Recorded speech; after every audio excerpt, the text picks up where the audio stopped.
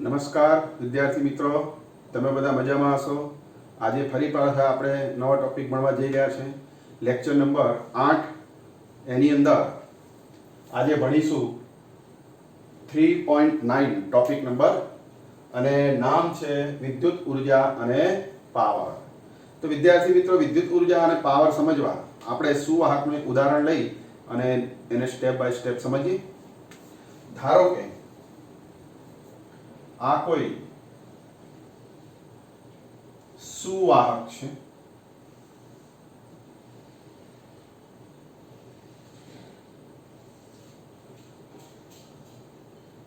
એ અને બી આ સુવાહકના અંત્ય બિંદુઓ છે, અને આ સુવાહકમાંથી I જેટલો વિદ્યુત પ્રવાહ A થી B તરફ જઈ રહ્યો છે। ધારો કે A પાસે વિદ્યુત સ્થિતિમાન VA છે, B પાસે વિદ્યુત સ્થિતિમાન VB છે। હવે વિદ્યુત પ્રવાહ A થી B તરફ જતો હોવાથી A નું સ્થિતિમાન ઊંચું હશે અને B નું સ્થિતિમાન નીચું હશે, એટલે કે વિદ્યુત પ્રવાહ A થી B તરફ ગતિ કરે છે, માટે A નું સ્થિતિમાન B ના સ્થિતિમાન કરતા ઊંચું હશે, એટલે VA ગ્રેટર ધેન VB આવું લખી શકાય। માની લો કે પ્રવાહ B થી A તરફ જતો હોત તો શું લખત? B નું સ્થિતિમાન ઊંચું અને A નું સ્થિતિમાન નીચું, એટલે VB ગ્રેટર ધેન VA આવું લખાય। માની લો કે બંનેના સ્થિતિમાન સરખા હોત તો VA બરાબર VB હોત તો આમાં પ્રવાહનું વહન થાય નહીં। એટલે તમને ખ્યાલ આવી ગયો હશે કે પ્રવાહ હંમેશા ઊંચા સ્થિતિમાનથી નીચા સ્થિતિમાન તરફ જાય। જેમ પાણીનો પ્રવાહ હોય, કોઈ ઢાળ ઉપર પાણી રેડવામાં આવે તો ઊંચા ભાગથી નીચા ભાગ તરફ પાણીનો પ્રવાહ જાય, એવી રીતે અહીંયા પ્રવાહ આમ જાય છે વિદ્યુત પ્રવાહ, તો આનું સ્થિતિમાન ઊંચું, આનું સ્થિતિમાન નીચું।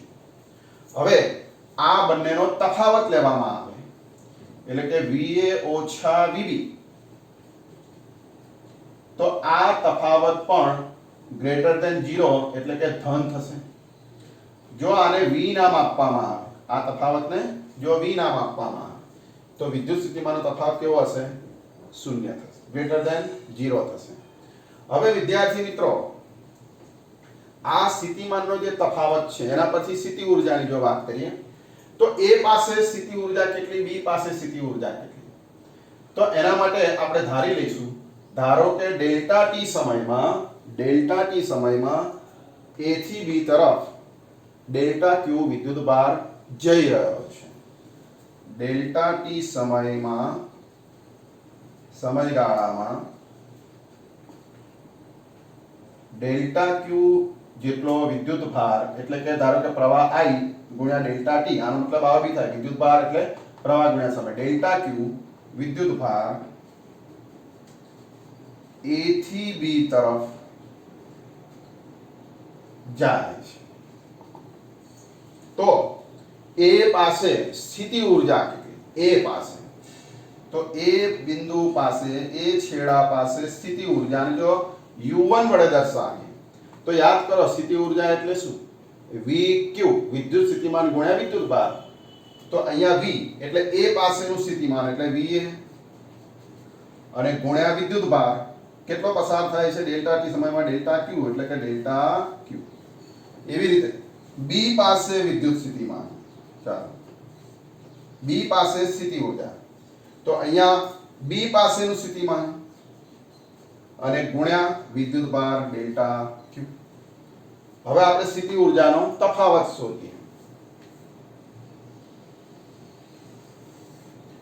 તો સ્થિતિ ઊર્જાનો તફાવત એટલે ડેલ્ટા U એટલે અંતિમ સ્થિતિ ઊર્જા ઓછા પ્રારંભિક સ્થિતિ ઊર્જા।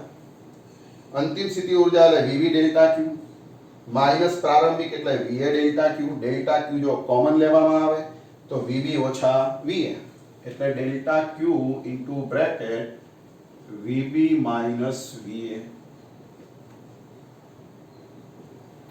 પરંતુ આ સ્થિતિમાનનો જે તફાવત છે જે આપણે અહીંયા લખેલો છે VA ઓછા VB ગ્રેટર ધેન 0 એટલે કે V ગ્રેટર ધેન 0 છે, પરંતુ અહીંયા તફાવત ઊંધો છે એટલે આ તફાવત જો આ V ના સ્વરૂપમાં લખીએ તો -V થાય, એટલે અહીંયા -V થશે, એટલે ડેલ્ટા Q ની કિંમત I ડેલ્ટા T મૂકવામાં આવે તો I ડેલ્ટા T ગુણ્યા -V એટલે કે -VI delta T, delta U સ્થિતિ ઊર્જાનો ફેરફાર, તો આને ડેલ્ટા U સ્થિતિ ઊર્જાનો ફેરફાર, એને પોટેન્શિયલ બી કહેવાય, ઇંગ્લિશમાં અહીંયા POT લખવું હોય કે સ્થિતિ ઊર્જાનો ફેરફાર, એને POT પોટેન્શિયલ એટલે સ્થિતિમાનનો ફેરફાર, એના પરથી આ સ્થિતિ ઊર્જાનો ફેરફાર. હવે તમે ઊર્જા સંરક્ષણનો નિયમ ભણી ગયા છો, તો ઊર્જા સંરક્ષણના નિયમ અનુસાર અહીંયા delta K plus delta U એ 0 હોય છે, ગતિ ઊર્જાનો ફેરફાર અને સ્થિતિ ઊર્જાના ફેરફારનો સરવાળો 0 હોય છે. તો આ કિંમત જો આપણે અહીંયા મૂકીએ એટલે કે આને જમણી બાજુ લઈ જઈએ અને કિંમત મૂકીએ અંદર આ કિંમત, તો ગતિ ઊર્જાનો ફેરફાર માઈનસ ડેલ્ટા U થાય, એટલે કે ગતિ ઊર્જાનો ફેરફાર આ કિંમત અહીં મૂકતા minus minus plus VI delta T થાય. તો આવી રીતે ગતિ ઊર્જાનો ફેરફાર થાય VI ડેલ્ટા T, અને શું થઈ ગયો આ ફેરફાર એ આ માઈનસ હતો અને માઈનસ માઈનસ માઈનસ પ્લસ થઈ ગયું એટલે ગ્રેટર ધેન 0. તો વિદ્યાર્થી મિત્રો આ સૂત્ર એવું દર્શાવે છે કે અહીંયા વિદ્યુત પ્રવાહનું વહન થાય A થી B તરફ એટલે વિદ્યુત ભારોની ગતિ ઊર્જામાં વધારો થાય છે. જો વિદ્યુત ભારો મુક્ત હોય તો હવે વિદ્યુત ક્ષેત્ર લગાડવામાં આવે, આ સુવાહકને આપણે વિદ્યુત ક્ષેત્ર લગાડીએ તો તમે અગાઉ ભણી ગયા કે વિદ્યુત ભારો એ અચળ ડ્રિફ્ટ વેગથી ગતિ કરે છે, પ્રવેગી ગતિ કરતા નથી, અચળ ડ્રિફ્ટ વેગથી ગતિ કરે છે, અને એ અચળ ડ્રિફ્ટ વેગથી ગતિ કરે ત્યારે એને જે મળેલી જે વિદ્યુત ઊર્જા છે એટલે કે આ જે ગતિ ઊર્જા એને મળે છે એ ગતિ ઊર્જા એ જેને અથડાય, વિદ્યુત ભારો કોને અથડાય તો કે આ સુવાહકમાં રહેલા આયનો અને પરમાણુ એને અથડાય, એટલે આ જે વિદ્યુત ઊર્જા છે એટલે કે ગતિ ઊર્જા છે તે અણુ પરમાણુ એટલે કે આયનોને મળે છે, એટલે આયનો ઝડપી અને મોટા દોલન કરવા લાગશે સુવાહકની અંદર, અને પરિણામે ઉષ્મા ઊર્જા ઉત્પન્ન થશે, અને પરિણામે આખો જે સુવાહક છે એ સુવાહક ગરમ થશે. તો આવી રીતે વિદ્યાર્થી મિત્રો આ ગતિ ઊર્જામાં વધારો થવાથી એ સુવાહક એ ગરમ થાય છે. તો આવી રીતે સુવાહક ગરમ થાય છે. તો પછી એ જે સુવાહક છે એમાં વ્યય પામતી વિદ્યુત ઊર્જા કેટલી આપણે એ શોધવી છે. તો એ શોધવા માટે તમને ખ્યાલ છે કે ડેલ્ટા W આ જે ગતિ ઊર્જા છે એનું રૂપાંતર એ ઉષ્મા ઊર્જામાં થાય છે, અને એ ઉષ્મા ઊર્જા એ કાર્ય બરાબર થાય, એટલે કાર્ય ડેલ્ટા W બરાબર આવું લખાય VI ડેલ્ટા T. હવે આ ડેલ્ટા T સમયમાં ઉદ્ભવતી ઉષ્મા ઊર્જા છે, આ ગતિ ઊર્જાનું ઉષ્મા ઊર્જામાં રૂપાંતર, આ ઉષ્મા ઊર્જા છે. તો આ ડેલ્ટા T ને છેદમાં લઈ જવામાં આવે તો ડેલ્ટા W ભાગ્યા ડેલ્ટા T થશે, અને આ ભાગાકારને પાવર કહેવામાં આવે છે. શું કહેવામાં આવે છે વિદ્યાર્થી મિત્રો? પાવર. આનો ભાગાકારનો અર્થ થાય છે એકમ સમયમાં વ્યય પામતી ઉષ્મા ઊર્જા, ખર્ચાતી ઉષ્મા ઊર્જા. આ પાવરનો મતલબ થાય છે કે એકમ સમયમાં વ્યય પામતી વિદ્યુત ઊર્જા અથવા ઉદ્ભવતી ઉષ્મા ઊર્જા અથવા ખર્ચાતી ઉષ્મા ઊર્જા, આવી રીતે આપણે આને ઓળખી શકીએ. તો એનો મતલબ થાય વિદ્યુત પાવર. આનો મતલબ થાય છે વિદ્યાર્થી મિત્રો વિદ્યુત પાવર. તો વિદ્યુત પાવર એટલે શું? એકમ સમયમાં વ્યય પામતી વિદ્યુત ઊર્જા અથવા એકમ સમયમાં ઉદ્ભવતી ઉષ્મા ઊર્જા અથવા એકમ સમયમાં ખર્ચાતી ઉષ્મા ઊર્જા, એને કહેવાય વિદ્યુત પાવર.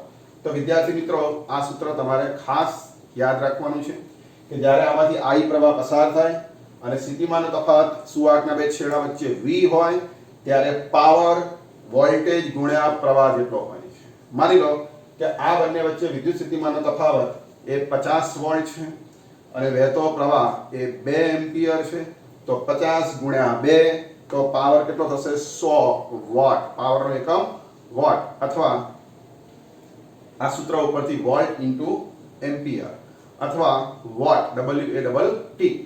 તો વિદ્યાર્થી મિત્રો આ રીતે પાવરને આપણે યાદ રાખીશું. હવે જો ઓહમના નિયમની પણ જોડે જોડે વાત કરી લઈએ આપણે, કે ઓહમનો નિયમ તમે ભણી ગયા છો કે V બરાબર IR. આ નિયમ પરથી જો આ પાવરનું સૂત્ર લખીએ તો એ V બરાબર IR મૂકવામાં આવે તો P બરાબર અહીંયા IR મૂકતા I2R આવું સૂત્ર થશે. અથવા જો અહીંયા I ની કિંમત V/R મૂકવામાં આવે અહીંયા તો V2/R પાવર થશે વોલ્ટેજનો વર્ગ ભાગ્યા અવરોધ. તો વિદ્યાર્થી મિત્રો આ પાવરનું સૂત્ર ત્રણ રીતે લખી શકાય. વોલ્ટેજ અને પ્રવાહના સ્વરૂપમાં P બરાબર VI, અથવા આને જો બીજી રીતે યાદ રાખવું હોય તો P એટલે ફિઝિક્સ, V એટલે વેરી, I એટલે important. Physics very important. P બરાબર VI, અથવા ઊંધું VIP વેરી ઇમ્પોર્ટન્ટ ફિઝિક્સ. આ રીતે પણ આ સૂત્ર તમે યાદ રાખી શકો છો. બીજું પાવરનું સૂત્ર P બરાબર I2R, I અને R ના સ્વરૂપમાં. ત્રીજું P બરાબર V2R, V અને R ના સ્વરૂપમાં. તો વિદ્યાર્થી મિત્રો આ બંને સૂત્ર એ એકમ સમયમાં વ્યય પામતી ઉષ્મા ઉર્જા એટલે કે વ્યય પામતો પાવર એવું આ દર્શાવે છે, જેને ઓહમિક લોસ આવા નામથી પણ ઓળખવામાં આવે છે. ઓહમિક વ્યય આવા નામથી પણ આ પાવરને ઓળખવામાં આવે છે. તો વિદ્યાર્થી મિત્રો આ રીતે આ ટોપિક 2 માર્ક્સમાં પૂછાય પરીક્ષામાં કે વિદ્યુત પાવર એટલે શું, વિદ્યુત ઉર્જા અને વિદ્યુત પાવર સમજાવો. તો આ રીતે તમારે આકૃતિને ધ્યાનમાં રાખી અને સ્ટેપ બાય સ્ટેપ આ પાવરના સૂત્ર સુધી તમારે લખવું પડે, અને છેલ્લે આ 2 સૂત્રો. તો હવે વિદ્યાર્થી મિત્રો પાવરના 3 સૂત્રો તમે ભૂલતા નહીં. પહેલું ફરી એકવાર કહી દઉં, P બરાબર VI, P બરાબર I2R અને P બરાબર V2/R. બહુ જ અગત્યના સૂત્રો છે અને MCQ બોર્ડની એક્ઝામમાં વારંવાર પૂછાય છે, અને JEE નીટમાં પણ આના પર આધારિત MCQ બનાવીને પૂછવામાં આવે છે. ગુજકેટની એક્ઝામમાં પણ આવા પ્રશ્નો પૂછાય છે. તો આટલું તમે તૈયાર કરશો. પછી આપણે નેક્સ્ટ ટોપિક છે વિદ્યુત પાવર ક્યાંથી આવે છે અને શા માટે પાવર સ્ટેશનમાંથી જે પાવર છે એ ઊંચા વોલ્ટેજે ટ્રાન્સમિટ કરવામાં આવે છે, એ ટોપિક આપણે સમજીએ. તો આટલું ત્યાં સુધી તૈયાર કરશો.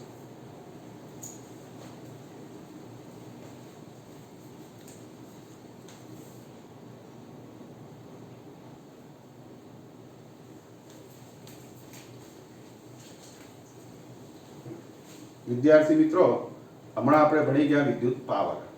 તો આ જે વિદ્યુત પાવર છે એનો ક્યાં ઉપયોગ થાય છે?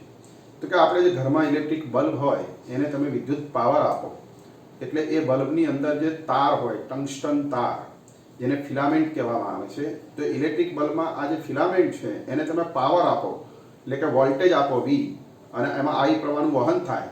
એટલે એ જે તાર છે ટંગસ્ટન તાર, એ તાર એમાં વિદ્યુત પ્રવાહ વહેવાથી અંદર જે ઇલેક્ટ્રોન એટલે કે મુક્ત ઇલેક્ટ્રોન એ ધન આયન સાથે અથડાય એટલે ઉષ્મા ઉર્જા ઉત્પન્ન થાય, અને પરિણામે એ જે ટંગસ્ટન તાર છે એ ગરમ થાય, અને ગરમ થવાથી એ પ્રકાશ ઉત્પન્ન કરે એટલે બલ્બ, ઇલેક્ટ્રિક બલ્બ એ પ્રકાશિત થાય છે.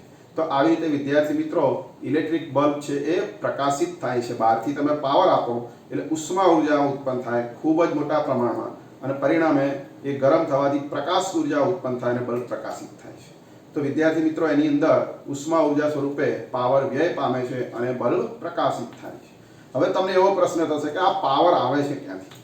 હવે પ્રશ્ન એ થાય પાવર ક્યાંથી આવે છે? તો પાવર માટે આ એક ઉદાહરણ છે વિદ્યુત કોષ.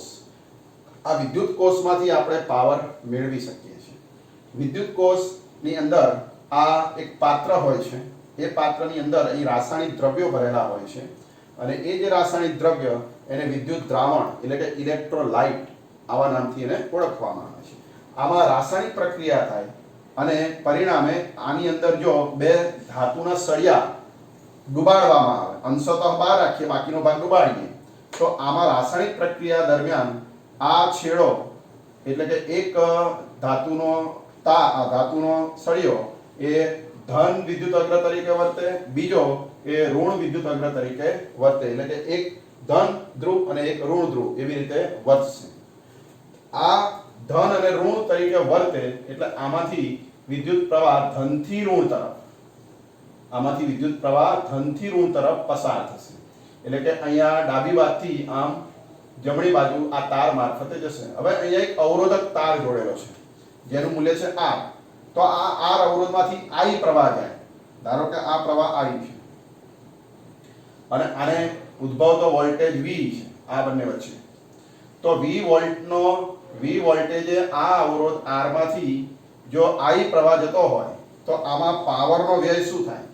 તો આમાં પાવરનો જે વ્યય છે એ I²R પ્રવાહનો વર્ગ ગુણ્યા અવરોધ, આટલો આમાં પાવરનો વ્યય થશે. અથવા વોલ્ટેજનો વર્ગ, આ બંને વચ્ચે V આ સ્થિતિમાનનો તફાવત છે, એના ભાગ્યા R, આટલો પાવરનો આમાં વ્યય થશે. તો આવી રીતે વિદ્યાર્થી મિત્રો R અવરોધ ધરાવતા કોઈ તારમાંથી I પ્રવાહ વહેતો હોય V વોલ્ટેજે તો પાવરનો વ્યય આ સૂત્ર મુજબ થાય છે.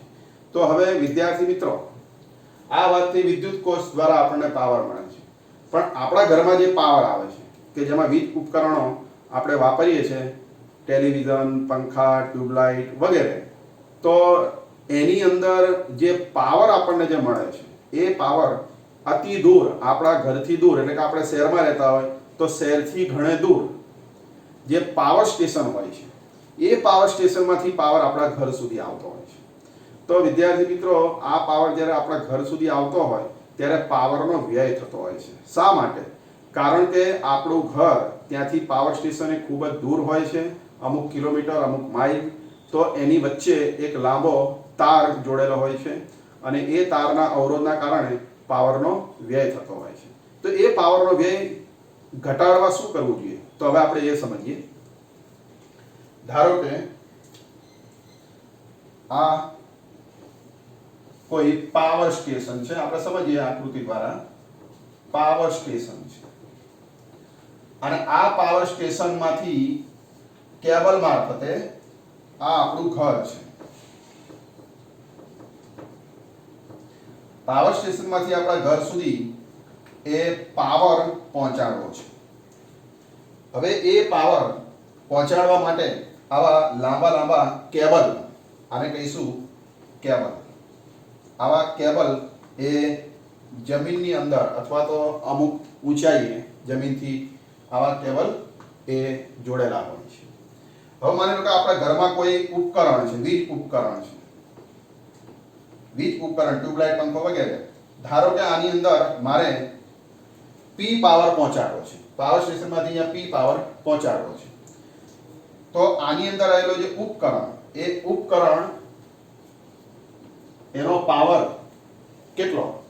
ધારો કે અહીંથી V વોલ્ટેજ આપવામાં આવે ઘરના ઉપકરણને અને આમાં I પ્રવાહ વહેતો હોય અને V વોલ્ટેજ જો આપવામાં આવે ઘરને પાવર સ્ટેશનમાંથી, તો P બરાબર શું થશે? VI. એટલે કે આમાં વ્યય થતો પાવર કેટલો? એટલે કે ઉપકરણમાં વ્યય થતો પાવર P બરાબર VI. આ ઉપકરણમાં પાવર વ્યય, આટલો પાવરનો વ્યય થાય છે. હવે વિદ્યાર્થી મિત્રો આ દોરડું એ ખૂબ જ લાંબુ હોય છે જેને કેબલ કહેવામાં આવે છે. તો આ કેબલ લાંબો હોવાથી અવરોધ એ લંબાઈના સમપ્રમાણમાં હોય છે. એટલે તાર લાંબો હોય તો આનો જે અવરોધ છે એ પણ કેવો હશે? લાંબો હશે. એટલે અવરોધ મોટો હશે. અવરોધ મોટો હોય, ધારો કે આનો અવરોધ RC છે, આ કેબલનો અવરોધ RC છે, તો આમાં પાવરનો વ્યય કેટલો? તો હમણાં આપણે ભણી ગયા કે આ કેબલમાં પાવર વ્યય કે જેના દ્વારા આપણા ઘર સુધી પાવર પહોંચે છે. તો આમાં પાવર વ્યય કેટલો? પ્રવાહ અને અવરોધ પરથી I² ગુણ્યા RC. પાવર વ્યય થશે I² ગુણ્યા RC. તો વિદ્યાર્થી મિત્રો આ સૂત્ર મુજબ પાવરનો વ્યય થશે આ કેબલમાં. હવે આગળ જે ભણી ગયા આપણે સૂત્ર P બરાબર VI, ઉપકરણમાં પાવર, તો એનોમાંથી પ્રવાહ કેટલો? P ભાગ્યા V. એટલે અહીં જો P ભાગ્યા V મૂકવામાં આવે તો આવું સૂત્ર થાય PC બરાબર, તો P² ભાગ્યા V² ઇન્ટુ RC, PC બરાબર. વિદ્યાર્થી મિત્રો આ સૂત્ર પરથી આપણે એવું કહી શકીએ કે કેબલમાં પાવરનો વ્યય, આ કેબલમાં પાવરનો વ્યય એ વોલ્ટેજના વર્ગના વ્યસ્ત પ્રમાણમાં હોય છે. એટલે કે અહીંયા વોલ્ટેજ મોટો હોય એટલે કે આ પાવર સ્ટેશનમાંથી વધારે વોલ્ટેજ જો પાવર આપવામાં આવે, વધારે વોલ્ટેજ જો પાવર આપવામાં આવે તો પાવરનો જે આ વ્યય છે કેબલમાં એ ઓછો થાય. એટલે પાવરનો વ્યય ઘટાડવા વોલ્ટેજ કેવો હોવો જોઈએ? ઊંચો. આ સૂત્ર પરથી આપણે એવું કહી શકીએ. અને એ પાવરનો વ્યય ઘટાડવા વોલ્ટેજ ઊંચો હોય અને એ ઊંચા વોલ્ટેજે જો અહીં પાવર પહોંચાડી દઈએ, પાવર સ્ટેશનમાંથી પાવર ઊંચા વોલ્ટેજે જો અહીં પહોંચાડીએ તો આ પાવરનો વ્યય એ ઓછો થઈ જાય. એટલે ઊંચા વોલ્ટેજે પાવરનું શું કરવું પડે? ટ્રાન્સમિશન. પણ વિદ્યાર્થી મિત્રો, વોલ્ટેજ ઊંચો હોય, આનો વોલ્ટેજ ઊંચો હોય તો પછી આવા જે તાર છે કેબલ એની ઉપર ભયજનક નિશાની, એવી ભયજનક સિગ્નલ એવું લખેલું હોય છે જેથી આપણે સલામત એનાથી રહી શકીએ. બીજું કે વિદ્યાર્થી મિત્રો, આ સૂત્ર પરથી આપણે એવું કહી શકીએ કે પાવરનો વ્યય ઘટાડવા ઊંચા વોલ્ટેજે પાવર આપણા ઘર સુધી પહોંચાડવો જોઈએ. પણ હવે ઊંચા વોલ્ટેજે જો ઘરમાં પાવર આપીએ તો વીજ ઉપકરણોને નુકસાન થાય. એટલે આ જે વોલ્ટેજ છે ઊંચો તો રાખવાનો શરૂઆતમાં, પણ આપણે ઘર સુધી પહોંચ્યા પછી એને નોર્મલ કરવો પડે, મૂળ સ્થિતિમાં એ વોલ્ટેજને લાવવો પડે. તો એ લાવવા માટે ટ્રાન્સફોર્મર નામના સાધનનો ઉપયોગ થાય છે. ટ્રાન્સફોર્મર નામનું એક ઉપકરણ છે, એવી રચના છે કે જેની મદદથી આ વોલ્ટેજ જે ઊંચો હોય એને તમે ઘટાડીને નીચો કરી શકો અને નીચો વોલ્ટેજ હોય તો વધારીને ઊંચો કરી શકો. એટલે આપણા ઘર નજીક ટ્રાન્સફોર્મરની મદદથી આ વોલ્ટેજને ઘટાડવામાં આવે છે અને સુરક્ષિત રીતે આપણા ઘરમાં પાવરને પહોંચાડવામાં આવે છે. એટલે કે આ ટ્રાન્સફોર્મરની મદદથી વોલ્ટેજ ઘટાડવામાં આવે છે. તો વિદ્યાર્થી મિત્રો, તમે સમજી ગયા હશો કે શા માટે પાવર ઊંચા વોલ્ટેજે ટ્રાન્સમિટ કરવામાં આવે છે. કારણ કે ઊંચા વોલ્ટેજે પાવર વ્યય ઓછો થાય, એટલા માટે પાવર સ્ટેશનમાંથી ઊંચા વોલ્ટેજે આપણા ઘર સુધી પાવર ટ્રાન્સમિટ કરવામાં આવે છે. તો આવી રીતે વિદ્યાર્થી મિત્રો, આ ટોપિક તમે સમજી ગયા હશો. તો લેક્ચર નંબર 8માં તમે આજે પાવર વિશે ભણ્યા. હવે નેક્સ્ટ લેક્ચરમાં નવા ટોપિક ભણીશું, અવરોધોનું શ્રેણી અને સમાંતર જોડાણ તથા મિશ્ર જોડાણ. તો ત્યાં સુધી આટલું આપ તૈયાર કરશો. જય શ્રી